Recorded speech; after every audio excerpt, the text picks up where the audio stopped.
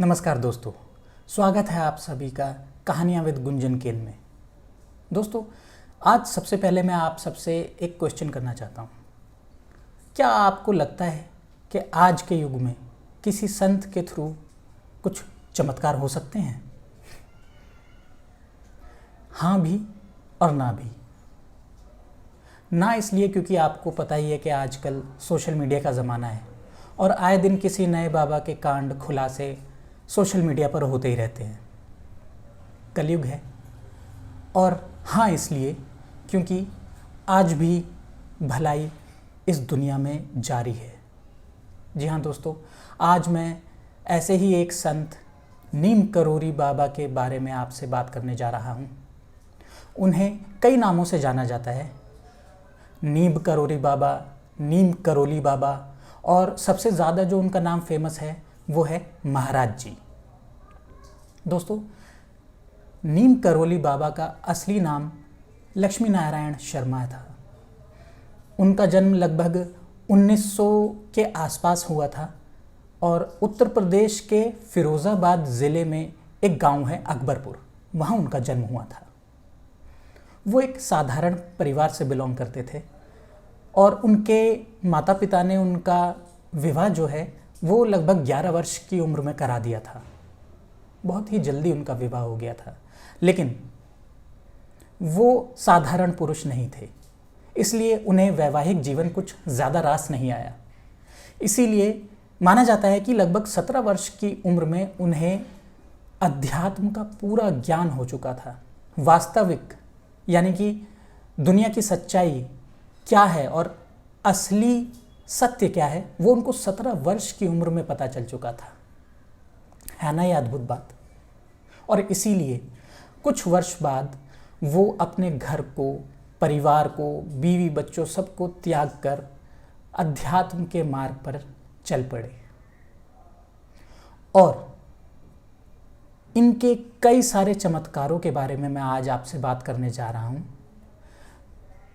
कैंची धाम उत्तराखंड में स्थित उनका एक बहुत ही विश्व प्रसिद्ध मंदिर है और साथ ही वृंदावन में भी उनका एक मंदिर है जहाँ पे उनकी समाधि बनाई हुई है।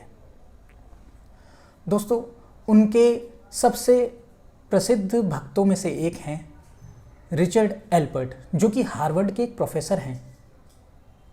दरअसल दोस्तों हुआ क्या था कि रिचर्ड एल्पर्ट जो है वो कैंची धाम अपने एक मित्र के साथ आए थे और वो एक बहुत बड़े एथीस्ट यानी कि नास्तिक थे। उन्हें भगवान में बिल्कुल भी भरोसा नहीं था, लेकिन वो किसी तरह से कैंची धाम पहुँचे। वहाँ पहुँचने के बाद वो महाराज जी से मिले।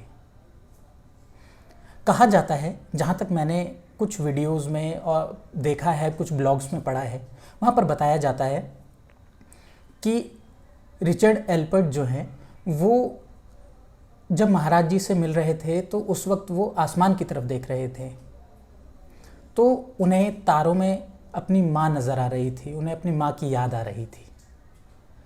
तो उस वक्त तक महाराज जी ने उनसे कुछ बात भी नहीं करी थी। महाराज जी उनके पास आते हैं और कहते हैं कि तुम अपनी माँ के बारे में इतना सोचकर मायूस क्यों हो रहे हो, तुम वापस जाओ, हार्वर्ड जाओ और अपनी रिसर्च को पूरा करो। ये सब सुनने के बाद रिचर्ड जो है बिल्कुल भौचक्के रह गए। उन्हें ये बिल्कुल भी विश्वास नहीं हो रहा था कि आखिर एक इंसान मन के अंदर की बातों को कैसे जान सकता है। दोस्तों, यही तो चमत्कार होता है ना। उस दिन का दिन है। उसके बाद से रिचर्ड नास्तिक से आस्तिक हो गए और उनका नाम भी उन्होंने अपना नाम रामदास रख लिया। ये नाम महाराज जी ने ही उन्हें दिया था और पूरी दुनिया में उन्होंने धर्म का प्रचार किया, महाराज जी का प्रचार किया और उन्होंने कई सारी किताबें भी लिखी। उनमें से एक किताब महाराज जी के चमत्कारों के बारे में भी है। दोस्तों, उत्तर प्रदेश के फर्रुखाबाद ज़िले में नीम करोली गांव है, उसके बारे में मैं आपसे कुछ बताने जा रहा हूँ। एक बार क्या हुआ, महाराज जी के पास पैसे नहीं थे, वो बिना टिकट के ट्रेन के अंदर यात्रा करने लगे। और बीच में टीटी आया, उनसे पूछा हाँ भाई आपका टिकट कहाँ है, तो बाबा के पास टिकट नहीं था। तो टीटी को इतना गुस्सा आया कि उसने ट्रेन को रुकवाया और महाराज जी को ट्रेन से नीचे उतार दिया। महाराज जी को जहाँ पर उतारा गया वो जगह नीम करोली गांव थी। दोस्तों उसके बाद पता है आपको क्या हुआ? उसके बाद जैसे ही टीटी ने ट्रेन को आगे बढ़ने के लिए बोला, ट्रेन आगे ही नहीं बढ़ी। जी हाँ दोस्तों, कई घंटों तक ट्रेन वहीं रुकी रही। सबको आश्चर्य था कि ऐसा क्यों हुआ, लेकिन कुछ आस्तिक लोग भी थे जो ट्रेन में सफ़र कर रहे थे और उन्हें लगा कि बाबा को उतारने की वजह से ऐसा हुआ है। उसके बाद जो है वो टीटी के पास कुछ लोग गए और उन्होंने बोला कि आप महाराज जी से माफ़ी मांगिए और उनसे आग्रह कीजिए कि वो ट्रेन में वापस आ जाएं, उसी के बाद ट्रेन चल पाएगी। उसके बाद टीटी महाराज जी के पास गया, उन्होंने उनसे माफ़ी मांगी और उसके बाद महाराज जी ट्रेन में चढ़े, लेकिन वो भी 2 शर्तों के बाद। पहली शर्त उनकी ये थी कि जिस जगह पे उन्हें उतारा गया है वहाँ पर एक स्टेशन बनाया जाए, और दूसरा ये कि आज के बाद वो टीटी कभी भी किसी भी साधु संत की बेइज्जती ना करे।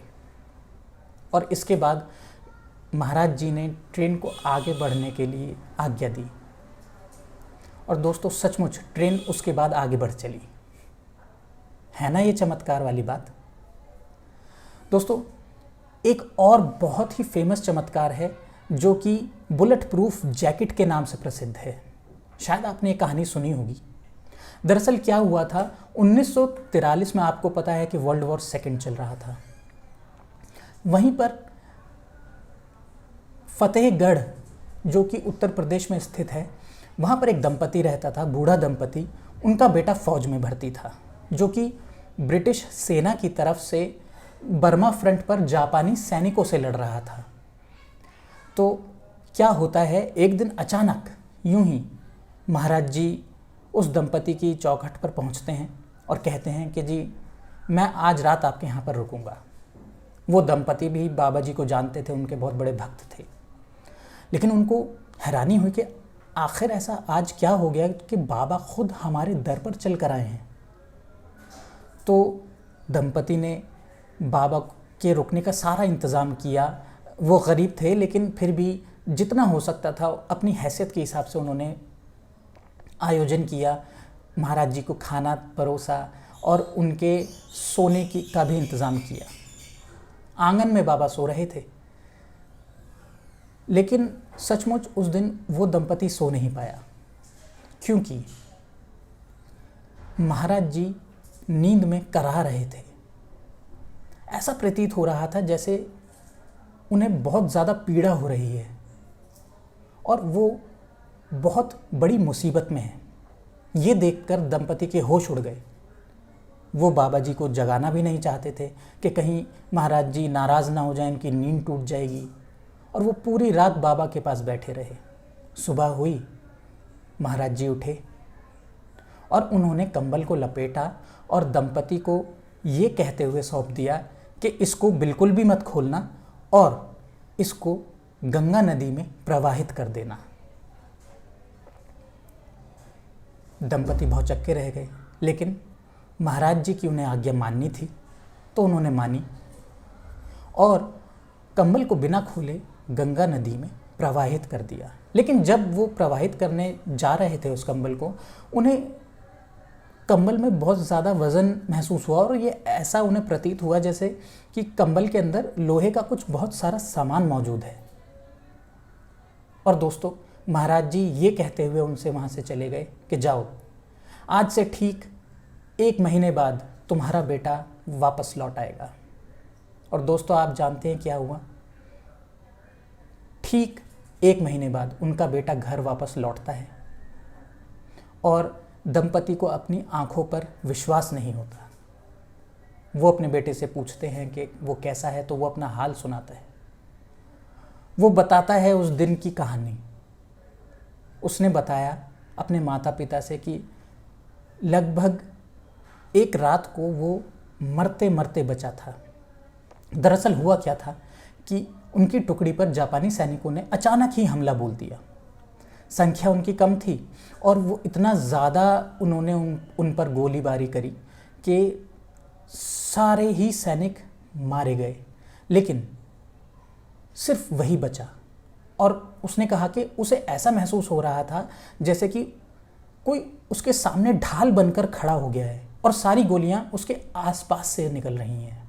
जैसा मूवीज़ में आप लोग देखते हैं, सेम वैसा ही। तब उस दिन उस दंपति को लगा कि अच्छा, अब समझ में आया कि बाबा ने हमसे क्यों कहा था कि जाओ, 1 महीने बाद तुम्हारा बेटा सही सलामत वापस लौट आएगा। और उस कंबल में क्या था? दरअसल सारी वो गोलियां बाबा ने अपने शरीर पर खाई थीं और उस कंबल में वही सारी गोलियां मौजूद थीं। दोस्तों, है ना ये अद्भुत चमत्कार? दोस्तों, बाबा जी के सिर्फ भारत देश में नहीं, पूरे विश्व भर में बहुत सारे भक्त मौजूद हैं और कई तो इतने ज़्यादा फेमस हैं।